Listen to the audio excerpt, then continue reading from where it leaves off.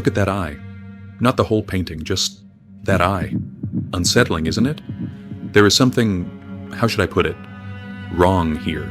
There is no face, no mouth, no nose, no expression. Just a massive, unblinking, single eye. When we see this creature, the first thing we think is, what is this? Is it a human, a monster, or a giant? He looks down from the mountaintop, radiating power with his commanding stance. However, there is something strange in his expression, a smile on his lips. Yet this expression doesn't bring peace. On the contrary, it evokes the pleasure of a predator who has cornered its prey. But the most disturbing question is this: who is he looking at? Now lower your eyes down to those bushes. Do you see the sleeping woman there? Her name is Galatea. Nude, vulnerable, and most importantly, completely unaware that she is being watched. I can guess the scenario running through your mind right now. In a moment, that giant hand will reach out, grab that delicate body and... But wait, stop. Did you really look closely at that eye? It seems there is no hunger or rage of a predator there. In that eye, there is sadness, or perhaps even fear.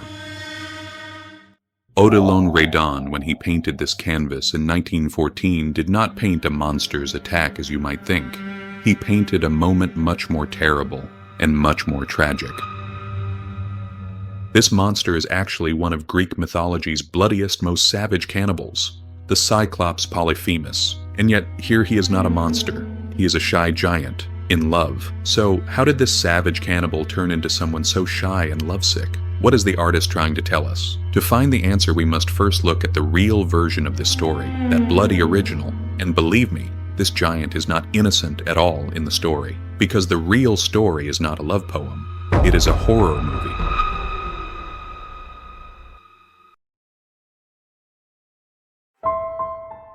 In mythology, this one-eyed giant, Polyphemus, is hopelessly in love with the sea nymph, Galatea. But there is a problem.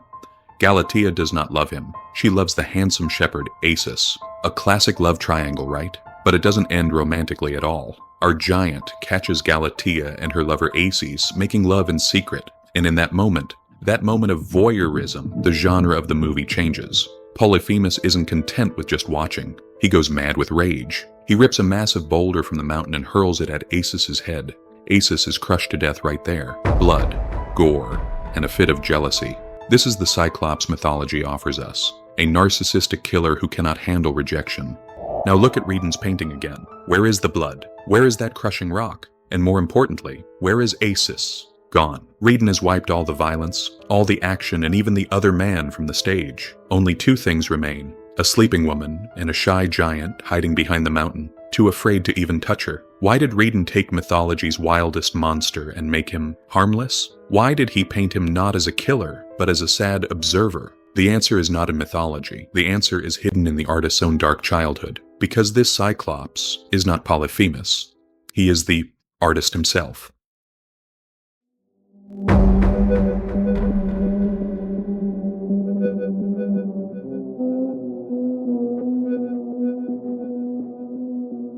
You didn't expect this, did you?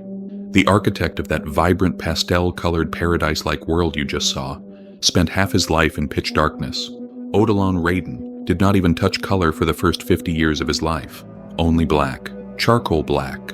He called that period Les Noirs, the blacks. He drew nightmares, severed heads, strange hybrid creatures. Why? Because Redon's childhood was traumatic. He grew up away from his family, sickly and introverted. He was a child who closed the curtains to watch the shadows. In his own words, sad and weak. That is why that massive single eye in this painting is not a Greek monster. It is Redon's social anxiety. Look here, there is no hunter and prey. Here there is the longing for the unattainable. The Cyclops is so in love with Galatea that he fears polluting her with his mere existence. He knows that if he steps out from those bushes, if he reveals himself, she will scream and run away. So what does he do? He stays silent. He just watches. He cares more about her sleep than his own desires. Because he loves her. And because he loves her, he retreats into his own loneliness. This is not a mythological scene. This is the purest, most painful form of unrequited love. I can look at her, but I can never be a part of her world. Okay, so far everything is very romantic, isn't it? A shy giant watching from afar, sad and in love. But wait, Redon has one more secret to whisper to us. Why did Redon give this creature a single eye? What happens when we have two eyes? We have depth perception and perspective. We see the world in 3 dimensions. When we look at something, we also notice what is happening on the side. But a single eye? A one-eyed being does not have these features. The price of a single eye is heavy. Tunnel vision. There is no depth. The world is flat. But psychologically, the meaning is much more terrifying. Having no other option. Polyphemus's tragedy begins exactly here. He cannot see what is on the side while looking at something, and he cannot look away. His entire universe is locked onto a single point, Galatea. Now, when we look at the painting, we don't just see love. We see a pathological fixation, the state of being stuck on an object. Look, when you fall in love, everything else in the world blurs, right? Your job, your friends, eating, they all become unimportant. Only she remains. Redon gives us the visual equivalent of that feeling with this painting. The Cyclops cannot look elsewhere, even if he wanted to. Those mountains, that sky, those colorful clouds mean nothing. In his world, there's only one reality, and that reality is sleeping, with her back turned to him. This is not a romantic gaze. This is an obsession. The Cyclops lives in the prison of his own gaze. And right here, things get even darker. Because the owner of such an intense, such a focused gaze, why doesn't he approach the woman he loves? Why doesn't he wake her up and say, "I am here"? Is it because he is afraid? I think not. The answer is much more selfish. At first glance we think, because he is scared. Because if Galatea wakes up, she will reject him. She will scream and run. But the truth Redon shows us is very different. Think about it. Right now, Galatea is sleeping. She isn't speaking. She isn't objecting. She isn't making mistakes. Right now, she is the Galatea created in the Cyclops' mind. A flawless goddess. But what happens the moment she opens her eyes? The spell will break.